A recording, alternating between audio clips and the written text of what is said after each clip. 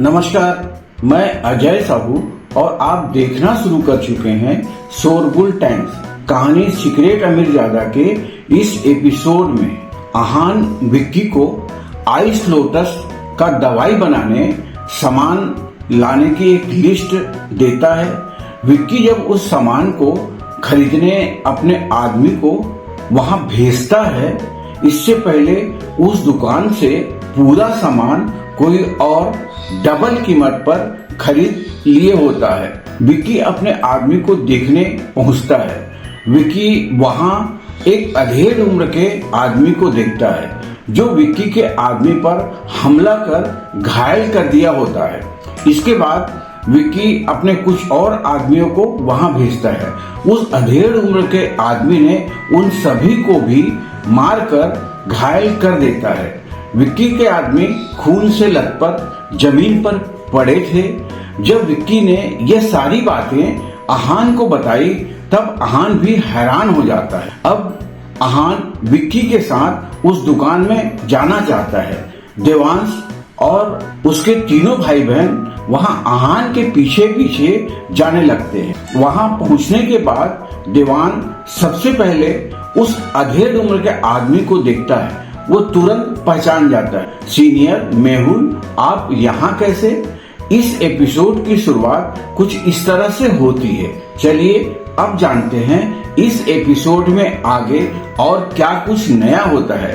देवांश के पूछने पर मेहुल उससे कहता है, मैं यहाँ बंसल फैमिली के लिए कुछ सामान खरीदने आया था। कुछ लोगों ने मुझसे पंगा लेने की कोशिश की तो मैंने उनकी अक्ल ठिकाने लगा दी, मेहुल ने कहा।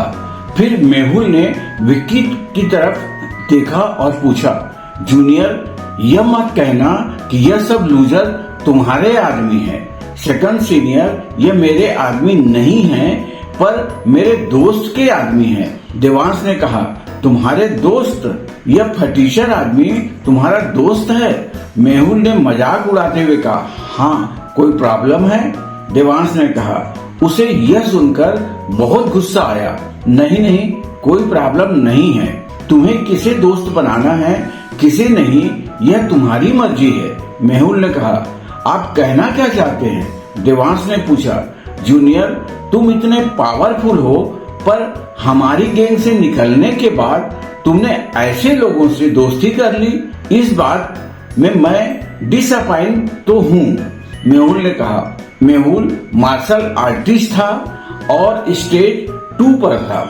अपनी गैंग में भी उसकी पोजीशन बहुत ऊपर थी, इसलिए वो बाकी लोगों को हमेशा खुद से कम समझता था। विक्की की तरफ भी उसकी नजर ऐसी ही थी। अपने और अपने लोगों के बारे में यह सब सुनकर विक्की को बहुत गुस्सा आ रहा था, पर वो यह भी जानता था कि मेहुल कोई मामूली इंसान नहीं था। सेकंड सीनियर, प्लीज मेरे दोस्त के बारे में इज्जत से बात कीजिए। देवांश को भी मेहुल का बर्ताव अच्छा नहीं लग रहा था। इज्जत? उनकी इतनी औकात है? मेहुल ने फिर उनका मजाक उड़ाया। तुम? देवांश ने अपनी मुट्ठी टाइट करते हुए कहा। अच्छा, चलो ठीक है, तुम्हारे दोस्त हैं, इसलिए मैं उन्हें कुछ नहीं बोलूंगा। इनके सामने तुम्हारी इज्जत रख लूंगा। इन्हें बोलो यहाँ से दफा हो जाए, मेहुल ने हाथ से इशारा करते हुए कहा। सेकंड सीनियर, अब आप अपनी हद पार कर रहे हैं। देवांश की आंखें गुस्से से लाल हो गई थी। पहले भी दोनों हमेशा एक दूसरे के साथ टशन में रहते थे, पर अतुल की वजह से अपना गुस्सा संभाल लेते थे। अब मेहुल पर किसी का कंट्रोल नहीं था।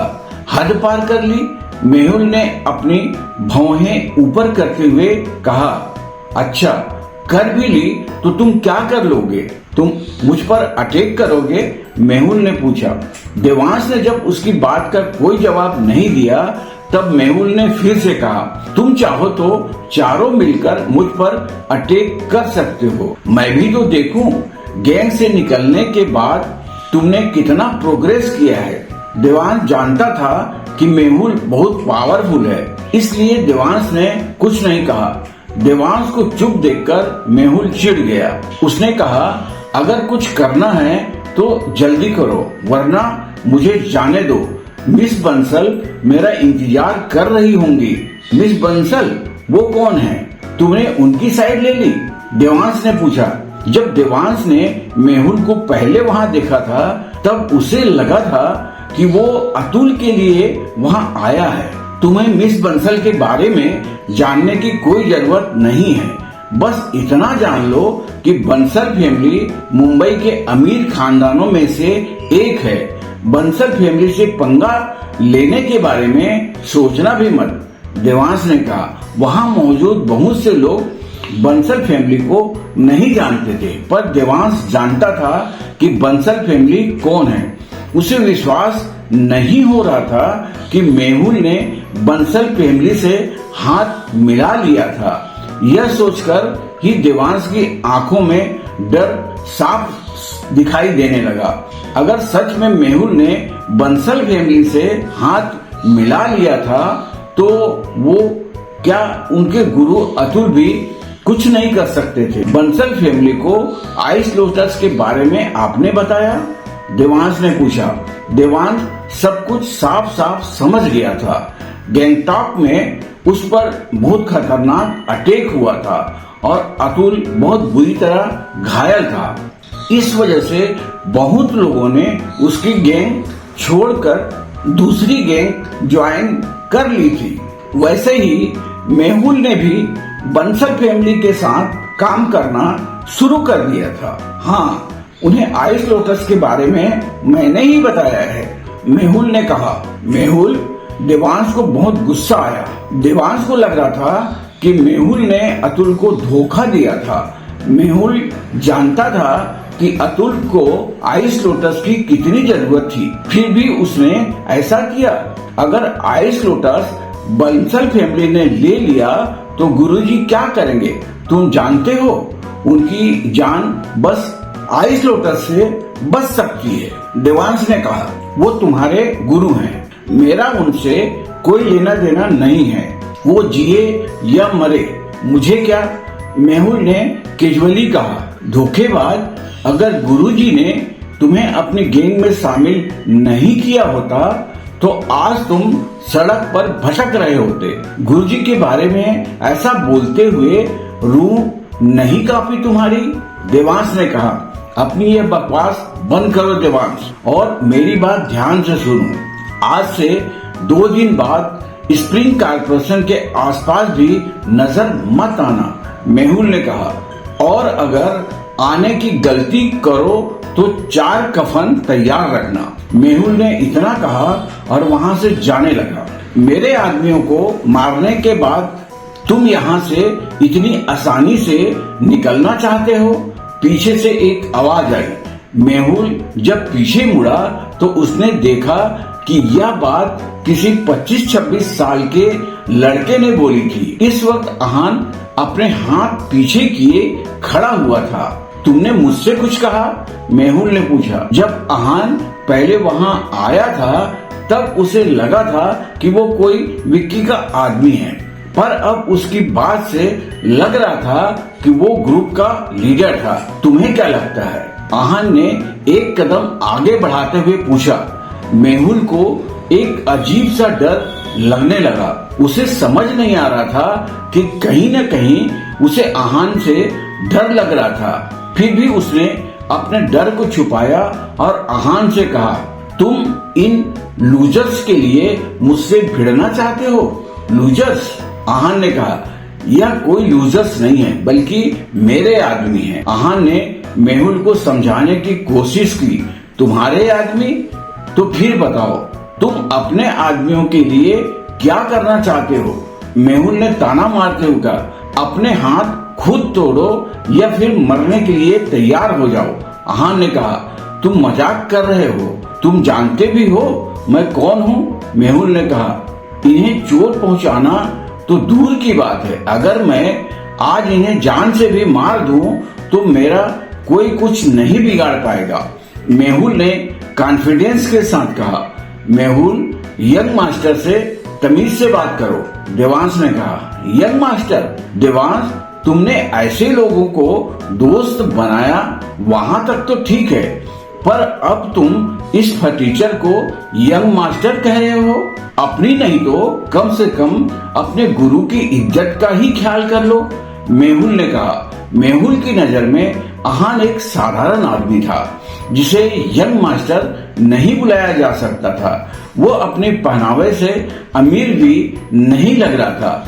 मेहुल उसकी असलियत नहीं जानता था। यह सब सुनकर अब देवांश से नहीं रहा गया। आहान उनके जूनियर मास्टर था और उनके लिए अतुल के बराबर था। देवांश आहान की बेइज्जती सहन नहीं कर पाया और उसने मेहुल पर हमला कर दिया। मैं तुम्हें छोड़ूंगा नहीं, देवांश ने कहा और मेहुल की तरफ भागते हुए उसे पंच करना चाहा, पर मेहुल की ताकत देवांश से बहुत ज्यादा थी। उसने देवांश को पल भर में चकमा दे दिया। देवांश 3 कदम पीछे आ गया, पर मेहुल वहीं आराम से खड़ा रहा। तुम्हें इतनी ताकत है, ये स्टैंडर है तुम्हारे? मेहुल ने देवांश का मजाक उड़ाया। भाई आइए हम मिलकर अटैक करते हैं, सूरज ने कहा। तन्वी भी अटैक करने के लिए तैयार थी। शान के हाथ में चोट थी, पर फिर भी वो तैयार हो गया। शान तुम रहने दो, देवांश ने कहा। हाँ, कम से कम एक भाई तो जिंदा रहना चाहिए, मेहुल ने हंसते हुए कहा। तुम्हें तो जैसे ही शान आगे बढ़ा, आहान ने उसे रोक दिया। रहने दो शान। शान रुक गया। आओ मैं भी तो देखूं कि सब मिलकर कौन से मूव्स करते हो। तुम्हें हराने में मुझे मूव्स नहीं लगेंगे, मेहुल ने कहा। मेहुल में बहुत गुस्सा और घमंड था अपनी पावर को लेकर। वो अच्छे से जानता था कि वो उन्हें आराम से हरा सकता था। यह टीम क्या, अगर ऐसे 10 भी आ गए तब भी मेहुल में इतना कॉन्फिडेंस था कि वो सबको हरा सकता था। हुआ भी यही। जब तीनों ने मिलकर मेहुल पर अटैक किया तब एक एक करके सबको हैंडल कर लिया। सबसे पहले बाहर आने वाला सूरज था, फिर तन्वी। देवांश अभी भी उससे लड़ रहा था, पर उसमें भी अब ज्यादा जान नहीं बची थी। आहान को यह सब देखकर बहुत गुस्सा आ रहा था। वो डायरेक्टली मेहुल से भिड़ना चाहता था, पर देवांश की वजह से रुक गया। देवांश अभी भी उससे लड़ रहा था। यह देवांश के पास मार्शल आर्ट के फाइनल लेवल पर आने का अच्छा मौका था, पर मेहुल को यह मंजूर नहीं था। उसने देवांश पर अपना फाइनल मूव किया और देवांश को पंच किया। देवांश कटी पतंग की तरह कुछ मीटर दूर जाकर गिरा। अब आहान के पास खुद लड़ने के अलावा और कोई चारा नहीं बचा था। जैसे ही आहान ने मेहुल पर हमला करने के लिए अपना हाथ उठाया, एक आवाज आई, रुक जाओ। एक बूढ़ा आदमी जिसने व्हाइट फाइटिंग सूट पहना हुआ था आगे आया। उसके साथ एक और अधेड़ उम्र का आदमी था जिसने काला ट्रेनिंग सूट पहना हुआ था। दोनों आदमियों ने आहान की तरफ देखा नहीं और सीधा देवांश की तरफ चले गए। कौन हो तुम? उस बूढ़े आदमी ने देवांश से पूछा। मेरा नाम देवांश है, देवांश ने जवाब दिया। देवांश, तुम्हारा नाम मार्शल आर्ट एलायंस में रजिस्टर्ड है? बूढ़े आदमी ने पूछा। मास्टर, मैं अभी शिमला आया हूँ और नाम रजिस्टर करवाना बाकी है, देवांश ने कहा। शिमला में सारे मार्शल आर्टिस्ट का मार्शल आर्ट एलायंस में नाम रजिस्टर होना जरूरी होता है। यह कहाँ का रूल है? मैं तुम्हें 3 दिन देता हूँ अपना नाम रजिस्टर करवाने के लिए। अगर तुमने अपना नाम रजिस्टर नहीं करवाया तो यहाँ से दफा हो जाना, उस बूढ़े आदमी ने कहा। यस मास्टर, देवांश ने कहा। हालांकि अभी उसे सबके सामने डांट पड़ी थी, पर उसने कुछ नहीं कहा। वो किसी मार्शल आर्ट एलायंस के आदमी को गुस्सा नहीं दिला सकता था। मार्शल आर्ट एलायंस का काम शहर में मौजूद मार्शल आर्टिस्ट का ध्यान रखना होता था। सबके नाम रजिस्टर्ड होते हैं और इस बात का ध्यान रखा जाता है कि वो किसी साधारण आदमी को परेशान न करे और शहर में हंगामा न मचाए। वो बूढ़ा आदमी मार्शल आर्ट एलायंस का ही आदमी था और उनका नाम लक्ष्मण था। इसके बाद लक्ष्मण मेहुल के पास गया और उसे एक थप्पड़ मारा। इतना पावरफुल होने के बाद भी मेहुल ने उनके थप्पड़ से बचने की कोशिश तक नहीं की। क्या तुम मार्शल आर्ट के रूल को नहीं जानते? लक्ष्मण ने पूछा। जानता हूँ मास्टर, मेहुल ने कहा। इस पर लक्ष्मण ने मेहुल को एक और थप्पड़ मारा। जानते हो, फिर भी तुमने रूल को तोड़ा? लक्ष्मण ने कहा। सॉरी मास्टर, आगे से ऐसी गलती कभी नहीं होगी, मेहुल ने कहा। दरअसल मार्शल आर्ट एलायंस का रूल था कि जिसका भी नाम उसमें रजिस्टर्ड है वो ऐसे ही किसी को भी नहीं मार सकता था। विक्की के आदमियों पर हाथ उठाकर मेहुल ने इस रूल को तोड़ा था। मास्टर, मेहुल नादान है, कुछ वक्त पहले ही यहाँ आया है, इससे गलती हो गई, इसे माफ कर दिए। उस अधेड़ उम्र के आदमी ने कहा। उसका नाम अनूप बंसल था और वो बंसल फैमिली से ताल्लुक रखता था। आप कह रहे हैं इसलिए मान लेता हूँ, पर इसे बोलिए संभल कर रहे। जब मैं भी नया नया मार्शल आर्टिस्ट बना था, मेरा भी खून गर्म था, लक्ष्मण ने कहा। I understand master, Bansal family ने सही से ध्यान नहीं दिया इसलिए ऐसा हुआ, पर आगे से ऐसा बिल्कुल नहीं होगा, अनूप ने कहा। दुनिया में बहुत मार्शल आर्टिस्ट हैं जो हमसे बहुत आगे हैं, तो अपने आप को बेस्ट समझने की गलती नहीं करनी चाहिए। अब जाओ यहाँ से, लक्ष्मण ने कहा। हम ब्रदर, तुम्हारा क्या कहना है इस बात में? अनूप ने आहान की तरफ देखते हुए कहा। अनूप के आवाज में बहुत घमंड था। कुछ नहीं, आहान ने कैजुअली जवाब दिया। क्या हुआ, आप खुश नहीं लग रहे हैं? अनूप ने कहा। अनूप को आहान का बर्ताव बहुत अजीब लगा। इतना पावरफुल होने के बाद अनूप ने उससे बात की थी, पर आहान उसे एटीट्यूड दे रहा था। सही कहा आपने, खुश नहीं हूँ। इसने मेरे आदमियों के साथ जो किया है, इसके बाद यह इतने आसानी से यहाँ से नहीं जा सकता। आहान ने कहा। तुम कहना क्या चाहते हो? अनूप ने कहा। यही कि यह आदमी सजा डिजर्व करता है। आहान ने मेहुल की तरफ इशारा करते हुए कहा। क्या मार्शल आर्ट एलायंस के मेंबर के वहाँ होते हुए भी आहान मेहुल को सजा दे पाएगा? आगे जानने के लिए बने रहिए हमारे चैनल शोरगुल टाइम्स के साथ। बस इसी के साथ यह एपिसोड भी यहीं पर समाप्त होता है। इस एपिसोड को आगे बढ़ाते हुए कल फिर मुलाकात होगी। आज के लिए बस इतना ही। अब हमें कल तक के लिए इजाजत दीजिए। नमस्कार, धन्यवाद।